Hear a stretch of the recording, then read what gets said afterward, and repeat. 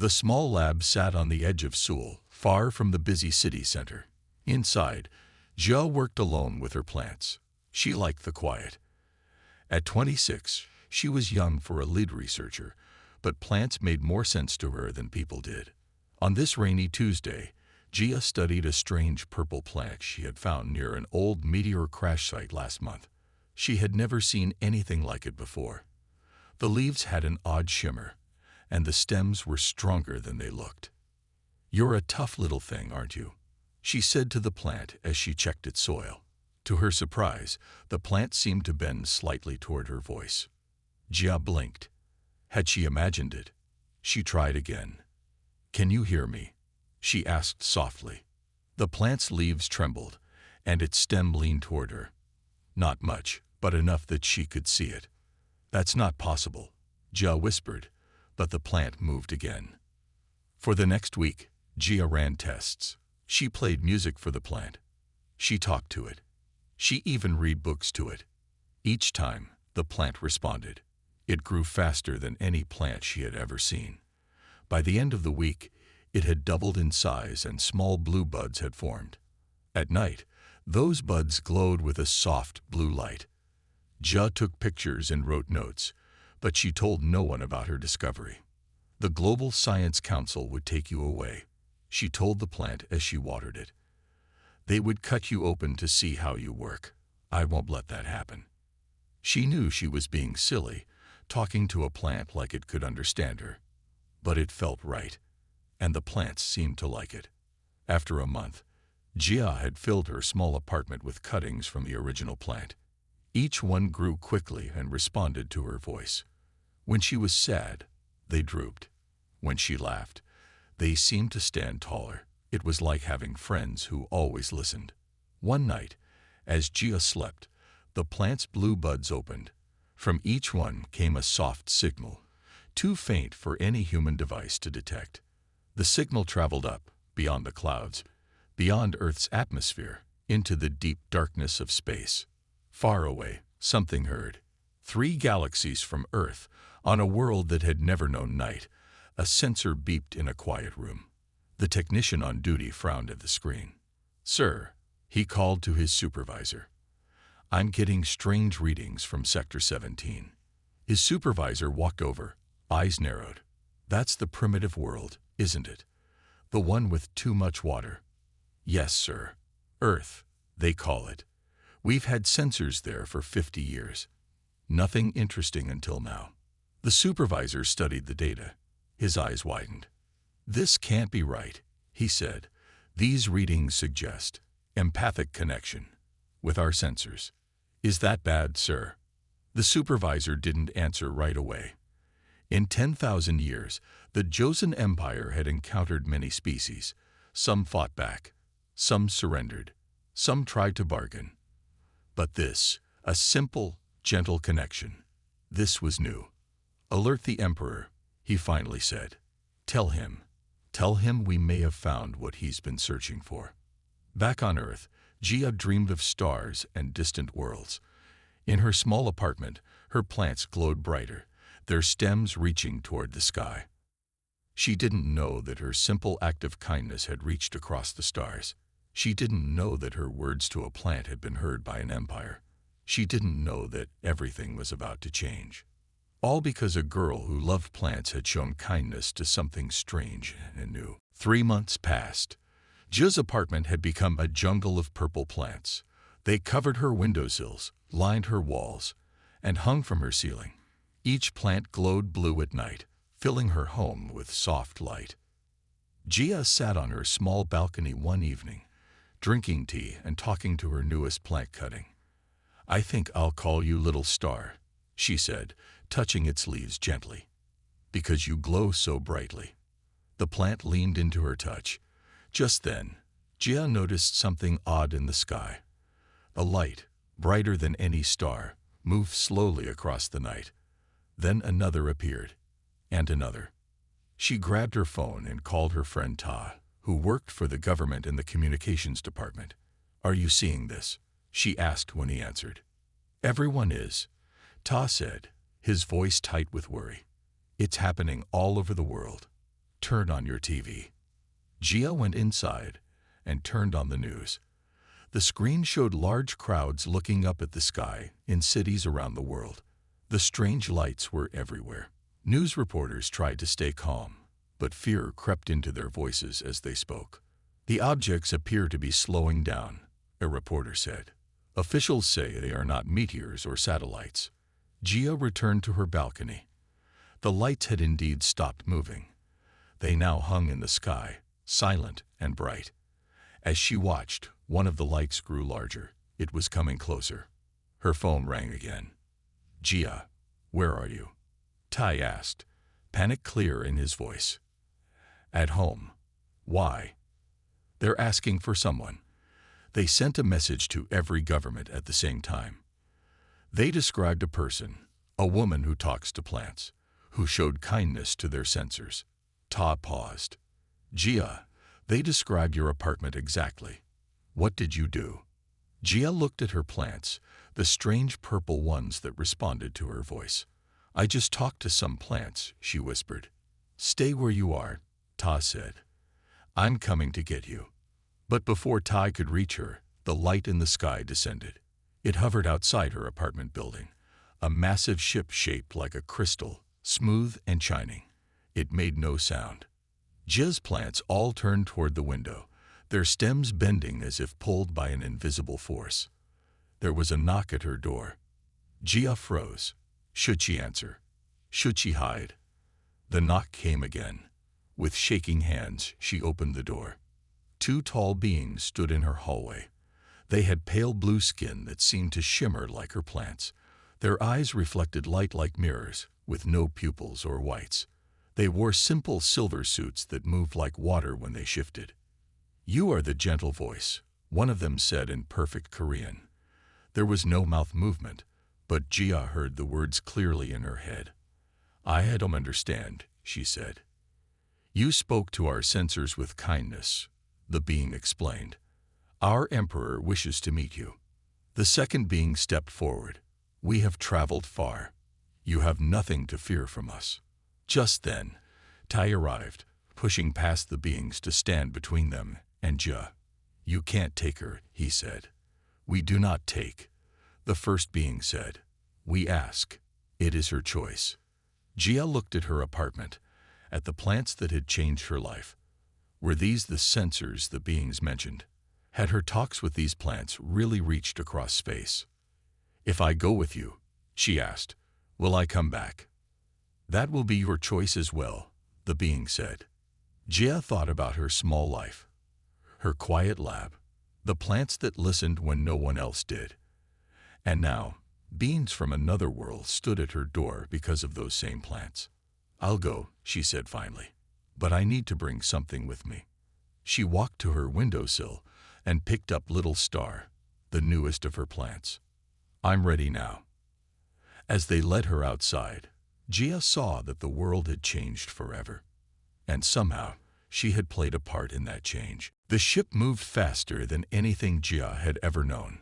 Earth became small behind them, then vanished among the stars. Inside, the ship was bigger than it looked from outside. The walls glowed with a soft blue light, much like her plants. Gia sat in a room with clear walls that let her see the stars passing by. How long will this trip take? She asked Do, one of the blue-skinned beings assigned to watch her. 4 of your Earth days, he said. His voice always sounded in her head, not in her ears. Our home is far from your world. Gia held Little Star, her plant, close to her chest. It seemed happy here, glowing brighter than it had on Earth. Why does your emperor want to see me? She asked. Do's mirror-like eyes turned toward her. You are the first to speak to our sensors with kindness in 10,000 years. Gia frowned. But they're just plants. Don't people on your world talk to plants? They are more than plants, said Yuri, the second guard, entering the room. She was taller than Do, with darker blue skin. They are part of our network. They watch, they listen, they report.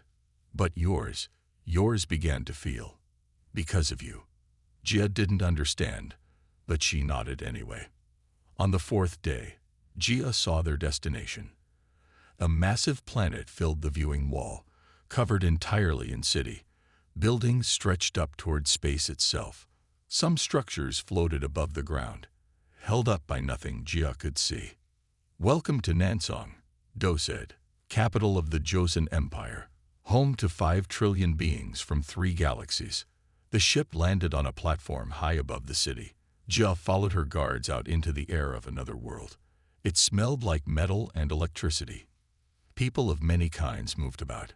Some looked almost human. Others had extra arms or wings or moved on wheels instead of legs. All of them stopped to stare at Jia as she passed. "Why are they looking at me?" she whispered. "They have never seen a human before," Yuri explained, "and they have heard stories about the one who changed the network." They led Jia to a huge building that seemed to have no end. Parts of it floated in the air, connected to the main structure by bridges of light. This was the Imperial Palace. Inside, the halls were wide and tall, filled with strange art and plants similar to the ones Jia had grown. Guards stood at every door, their skin different colors, but all wearing the same silver suits. After walking for what felt like an hour, they reached a massive door made of something that looked like gold but flowed like water. "The Emperor waits within," Do said. "Do not speak until spoken to. Do not make sudden moves." The doors opened silently. Jia stepped into a room so big she couldn't see the far wall. In the center sat a single chair, and on it was a man. He looked almost human, but his skin had a faint blue tint, and his eyes, like all the others, reflected light like mirrors. His hair was silver, and he wore simple clothes, not the fancy robes Jia had expected from an emperor. "So," he said, his voice gentle in her mind, "you are the one who speaks to plants." Jia bowed, not knowing what else to do. "My name is Jia. I'm just a botanist."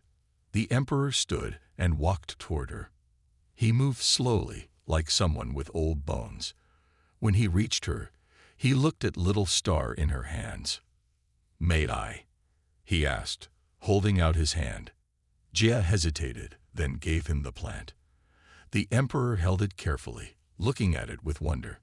"For 10,000 years, he said softly, the Joseon Empire has grown. We have conquered worlds. We have ruled the stars. We thought ourselves better than all others." He looked up at Jia. "Then you spoke to our censor with kindness, and everything began to change." He handed the plant back to her. "Do you know what you've done, Jia of Earth?" She shook her head. "You've started a revolution," he said, with nothing but gentle words. "A revolution?" Jia asked, confused. "But I didn't do anything." Emperor Hyun smiled sadly. Sometimes the smallest acts cause the biggest changes. He led Jia to a wall that turned clear at his touch. Beyond it was a room filled with screens and busy workers. "This is the heart of our empire," he said. "From here, we watch 10,000 worlds." Jia saw maps of stars, planets, and strange symbols she couldn't read. "For the past 3 months," the emperor continued, "our systems have been changing. The network that connects all our worlds has been feeling." "I don't understand," Jia said. A young blue-skinned woman approached them. She was shorter than most of the others Jia had seen, with lighter skin and quick eyes. "This is Sun," the emperor said. "She will show you what I mean. She studies the network." Sun bowed to Jia. "It is an honor to meet the gentle voice. Please just call me Jia," she replied, uncomfortable with the strange title. Sun led Jia and the emperor to a smaller room with a round table. She touched the table's surface, and it lit up with moving images. "The plant sensors were made to collect data," Sun explained. "They record sounds, movements, even emotions from the worlds they watch." She showed Jia a moving picture of herself in her apartment, talking to her plants. The plants glowed with a soft blue light each time she spoke. "Your kindness to the plants changed their basic program," Sun said. "They began to feel empathy, and that feeling spread through our network. Like a virus, Jia asked. Yes, but not a harmful one, Sun replied. At least, not to most of us. Emperor Hyun sighed. Our empire was built on strength. We conquered. We ruled. We did not show weakness. Kindness isn't weakness, Jia said quietly. To some of us it is, the emperor replied. My general Jin believes your influence is destroying our way of life. As if hearing his name, the door opened and a tall, muscular blue man entered. His uniform was black with silver marks, and his eyes were colder than any Jia had seen. Emperor, he said, bowing stiffly. I see our guest has arrived. General Jin, the emperor nodded. Yes, this is Jia of Earth. The general looked at Jia with clear dislike. And you've brought another censor with you, he said, eyeing Little Star. Spreading more corruption. General, Emperor Hyun warned. Jin bowed again. Forgive me, Emperor. I speak only out of concern for our empire. The changes in the network are causing problems. Lower species are acting different. Workers are questioning orders. Even some of our ships refuse to attack when commanded. Perhaps they are learning to think for themselves, Sun suggested. Jin's face hardened. Machines do not think. Servants do not question. That is the way of the empire. Maybe that way needs to change, Jia said before she could stop herself. The room went silent. Even the emperor looked surprised at her boldness. Jin stepped closer to Jia. You are a primitive from a backward world. You know nothing of ruling the stars. I know that treating others with kindness is never wrong, Jia replied, holding his gaze. The general turned to the emperor. She must be contained. Her influence spreads too quickly. She is my guest, General, Emperor Hyun said firmly. She will not be contained. Sun will show her our world and help her understand our ways. Jin's mouth tightened, but he bowed. As you wish, Emperor. He left without another word. He doesn't like me very much, Jia said when the door closed. He fears what you represent. Sun told her. Change. Emperor Hyun looked tired. Our empire has ruled the same way for 10,000 years. We believed ourselves perfect, beyond improvement. Then your simple kindness showed us a different path. He touched Jia's plant gently. Some will embrace this change. Others, like Jin, will fight it to their last breath. What happens now? Jia asked.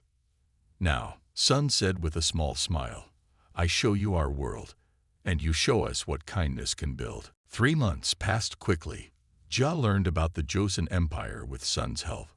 They visited markets full of strange foods and creatures from 100 worlds. They watched ships come and go from the great ports. They'd walked through gardens where plants moved and sang. Jia kept Little Star with her always. The plant had grown larger in the alien world, its blue glow brighter than ever. Your plant likes it here, Sun said one day as they sat in a floating garden high above the city. I think it misses its friends back on Earth, Jia replied, stroking its leaves. Sun looked out over the city. Things are changing, Jia. Can you feel it? Jia nodded. She had noticed.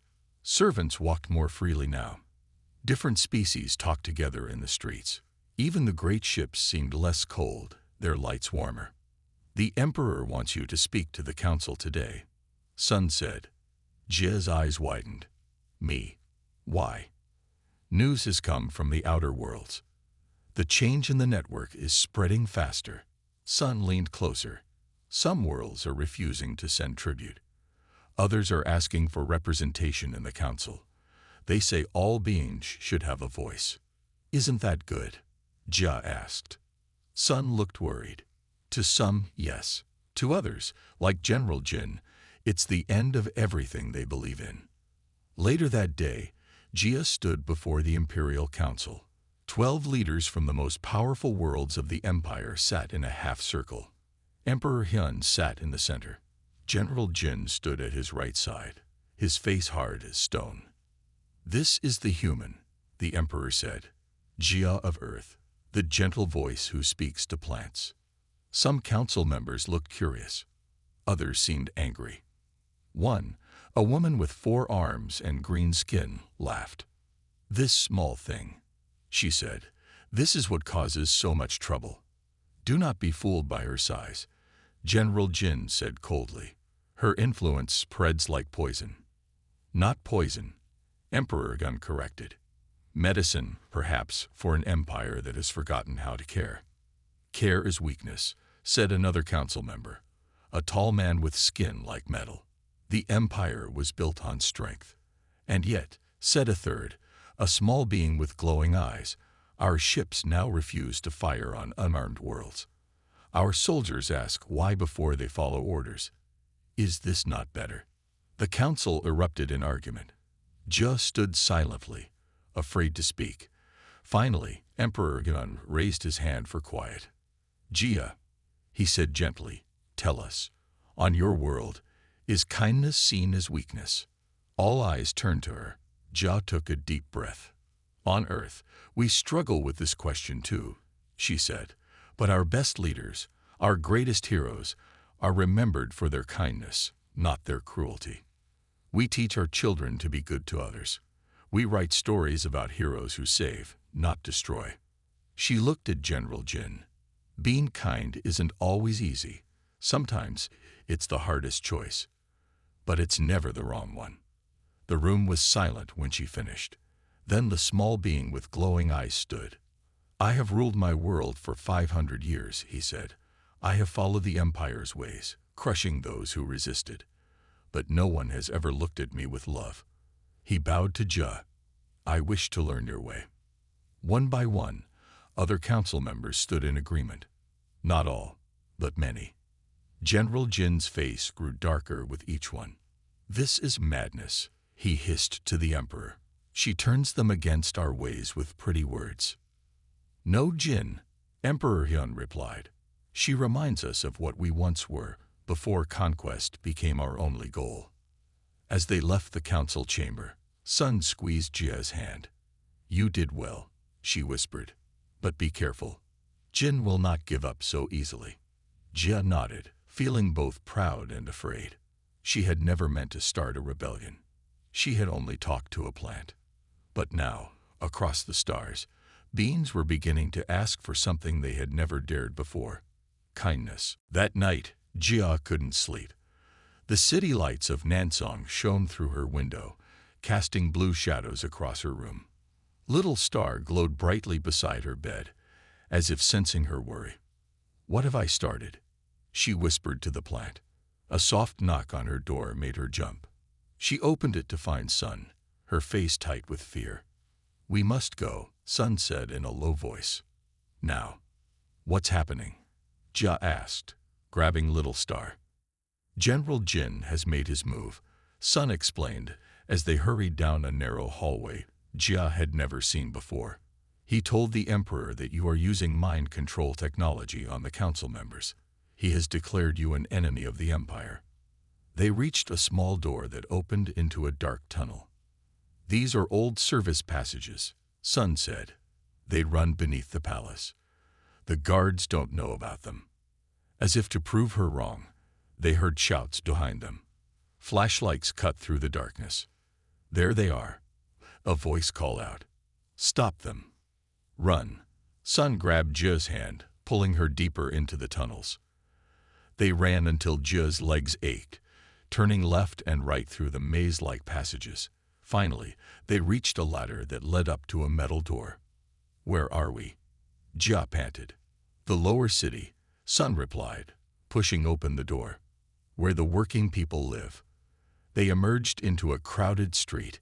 Beings of all kinds moved about, many different from the ones Jia had seen in the upper city. They were shorter, with rougher clothes and tired faces. "Keep your head down," Sun whispered.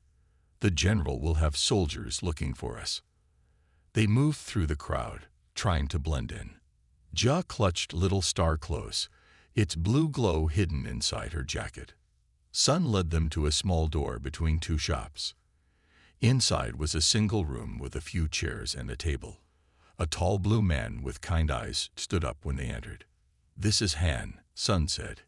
He helps people the Empire has forgotten. Han bowed to Jia. The gentle voice.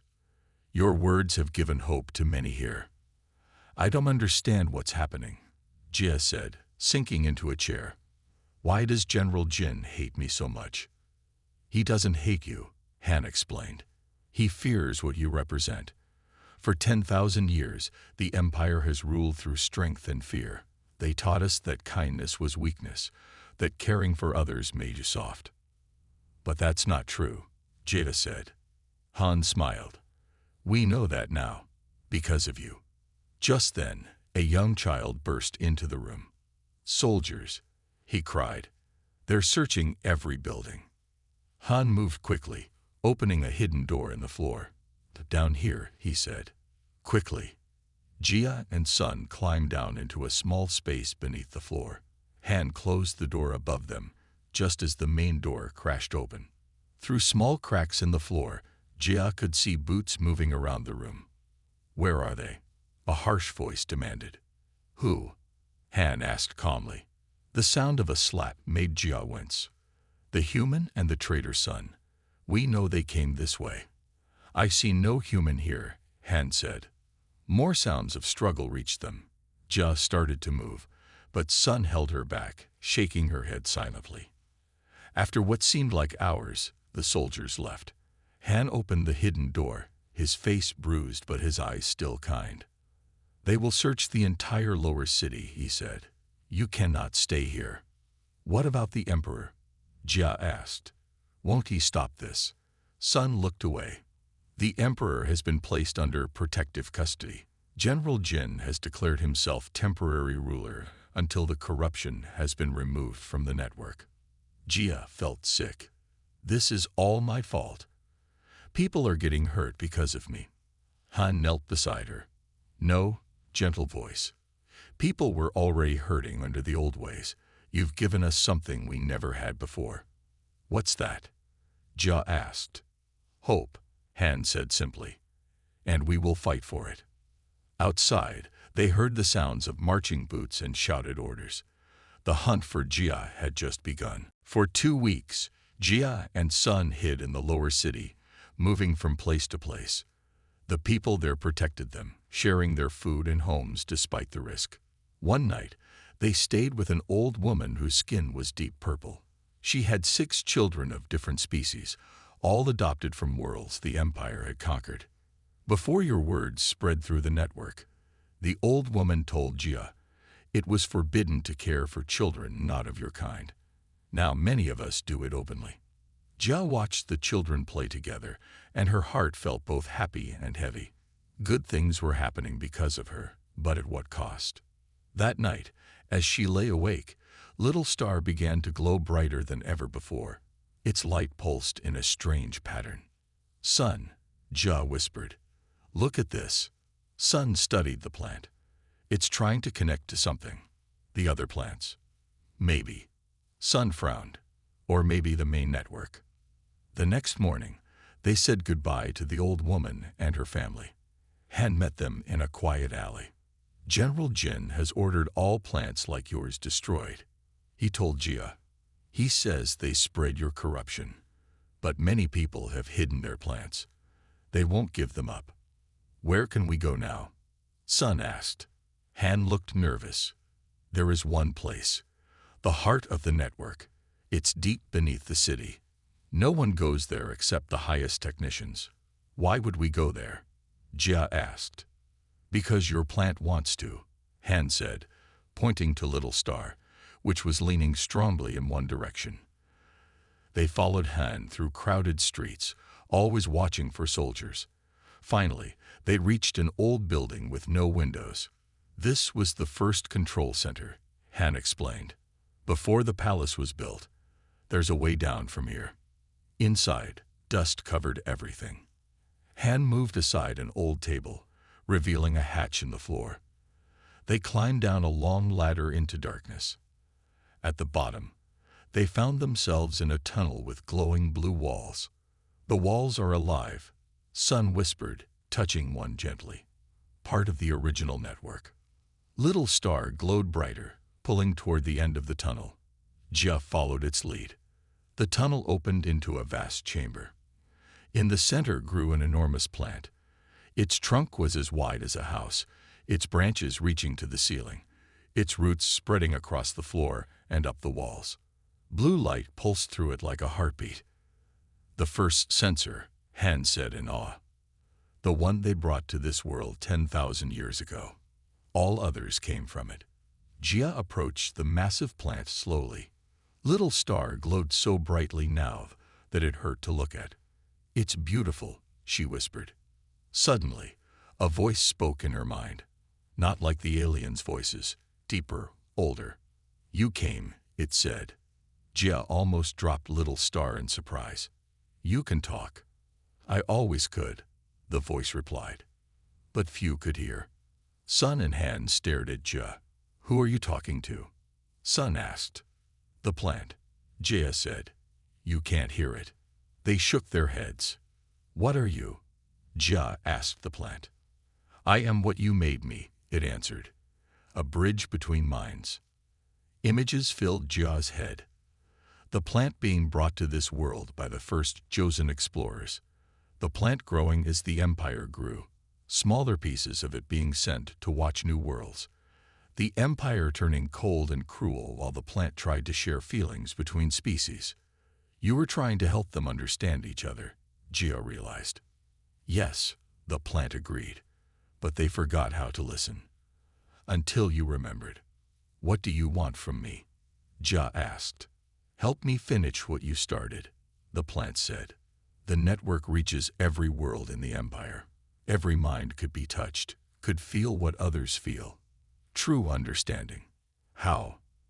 "Join with me," the plant said. "Let your mind touch the network." "Will it hurt?" Jia asked. "It might destroy you," the plant warned. "No human has ever tried this." Jia looked at Sun and Han, who watched her with worried faces. "What's it saying?" Sun asked.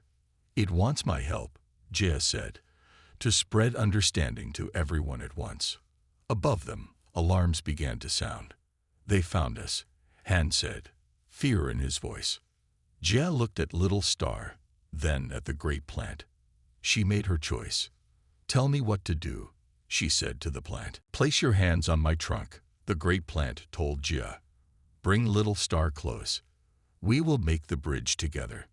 Jia took a deep breath and stepped forward. Behind her, Sun called out, "Wait, what are you doing?" "The only thing I can," Jia replied. "Trust me."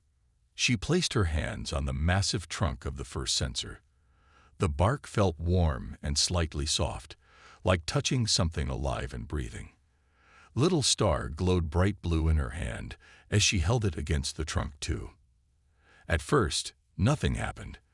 Then slowly, blue light began to move from the great plant into Jia's hands, up her arms, spreading across her body. "Jia!" Sun cried out in alarm. "It's okay," Jia said, though her voice sounded distant to her own ears. "I can feel everything." And she could. Her mind stretched suddenly across space, following pathways of light and feeling. She could sense billions of beings across thousands of worlds. Their thoughts, their feelings, their hopes and fears rushed into her mind like a river. In the room above them, soldiers broke down the door. General Jin's voice shouted orders. Heavy boots marched toward the hatch. "They're coming," Han warned. Sun looked torn between helping Jia and running to the tunnel. "We need to go." But Jia couldn't move now. The blue light covered her completely. Her eyes glowed like stars. "What is happening to her?" Sun asked, reaching toward Jia, but afraid to touch her. In Jia's mind, she traveled across the empire. She saw a mother on a distant world singing to her child. She felt the joy of a pilot seeing stars for the first time. She knew the pain of a slave working in mines deep underground. She touched every mind connected to the network. And they felt her too. Across the empire, people stopped what they were doing. Their eyes widened as Jia's feelings flowed into them, her kindness, her hope, her simple belief that caring for others was right and good. The soldiers climbing down the ladder felt it. Their hands slipped. Their weapons dropped. Some sat down on the steps, overcome by sudden emotions. General Jin, leading the charge, pushed past his frozen men. "Keep moving," he shouted. "It's a trick." He reached the bottom of the ladder and stormed into the chamber, weapon raised. He stopped when he saw Jia glowing blue before the great plant. "Step away from that thing," he ordered. Sun stood between Jin and Jia. "You can't stop this," she said. Jin aimed his weapon. "I can stop her." But his hand shook. Tears filled his eyes against his will. Jia's feelings were reaching him too, breaking through his hard shell of anger and fear. "What is this?" he whispered, his voice suddenly small. "It's empathy," Han said. "The feeling you were taught to forget." In Jin's mind, memories surfaced. A child being kind to a smaller creature. A young officer helping an old woman. Moments of goodness he had buried deep. Jia's presence in the network was bringing them back. "Make it stop," Jin begged, falling to his knees. "She can't," Sun said gently. "And soon, she won't need to." All across the Empire, the feeling spread. Ship captains refused to fire on peaceful worlds. Guards opened prison doors. Rulers stepped down from thrones. The change that had started slowly with Jia's first words to a plant now swept across the stars like fire. In the palace, Emperor Hyun felt it too. His guards, overwhelmed by sudden understanding, freed him without being asked. "She did it," the emperor whispered, looking toward the city below. "The girl who never meant harm has changed us all." In the chamber deep below, Jia's body glowed brighter still. Her mind stretched further than any humans had before, touching stars so distant they had no names. "Is she going to be okay?" Han asked, watching in wonder. Sun shook her head. "I don't know. No one has ever done this before." Neither of them could know that Jia's journey had only just begun. For 7 days, Jia's body stood glowing before the great plant. Sun and Han took turns watching over her, bringing water that they carefully tipped into her mouth, making sure she was safe. Even General Jin stayed, sitting quietly in a corner of the chamber. The anger had left his face. He looked lost, like a man waking from a long sleep. "What will happen when she returns?" he asked on the 7th day. "If she returns," Sun corrected gently. "No one has ever done this before." Across the empire, worlds changed. Old hatreds melted away as people felt what others felt. Weapons were put down. Walls were torn down. Ships that once brought soldiers now brought food and medicine to worlds in need. On Earth, Tai received a message from the stars. "Your friend changed everything." Then, on the morning of the 8th day, the blue light around Jia began to fade. Her eyes closed, and she fell forward. Sun caught her before she hit the ground. "Jia, can you hear me?" Sun asked, her voice shaking. For a long moment, Jia didn't move. Then her eyes opened slowly. They were normal again, no longer glowing blue. "Water," she whispered. Han quickly brought her a cup. She drank slowly. "Did it work?" she asked when she could speak again. Sun smiled, tears in her eyes. "See for yourself." She helped Jia walk to a small screen on the wall that showed images from around the city. People of all kinds walked together, talking freely. There were no soldiers, no signs of fear. "The Emperor wants to see you," Sun said. "He's been waiting." "Am I still in trouble?" Jia asked. A voice from the doorway answered, "No, you have freed us all." Emperor Hyun stood there, looking both older and somehow younger than when Jia had last seen him. At his side stood General Jin, his head bowed. "I have done you great wrong," Jin said to Jia. "I was afraid of change." "Fear is normal," Jia said. "What matters is what we do with it." The emperor stepped forward. For 10,000 years, the Joseon Empire ruled through strength and fear. Now we must learn to lead with understanding and kindness. He looked at Jia. "Will you help us?" Jia looked at the great plant, still glowing softly behind her. I think my work here is done, she said. I would like to go home. 1 month later, a ship approached Earth. It carried Jia, Sun, and representatives from 50 worlds. They came not as conquerors, but as friends, offering to share knowledge and help. Jia stepped out of the ship onto the grass of a field near Seoul. She carried little Star, now twice the size it had been when she left. It feels strange to be back, she told Sun. So much has changed, but this place is the same. You've changed too, Sun said, taking her hand. You're not just the gentle voice anymore. You're the bridge between worlds. Tai was waiting for them, his eyes wide at the sight of the aliens. You have so much to tell me, he said, hugging Jia tightly. I do, she agreed. But first, I want to show Sun my garden. That's where it all began. As they walked toward her small apartment, Jia thought about everything that had happened. She had never wanted to change an empire. She had never meant to start a revolution. She had just been kind to a plant. Sometimes the smallest acts of kindness can change the stars themselves. That night, as Jia slept in her own bed for the first time in many months, little Star glowed gently on her windowsill. Across the city, across the country, across the world, small purple plants began to grow, reaching for the sky. And in the darkness between stars, the network hummed with new life and old wisdom, carrying a simple message to all who could hear. Be kind. An empire had fallen, but something better had taken its place, all because a girl who never meant harm had spoken gently to a plant. The end.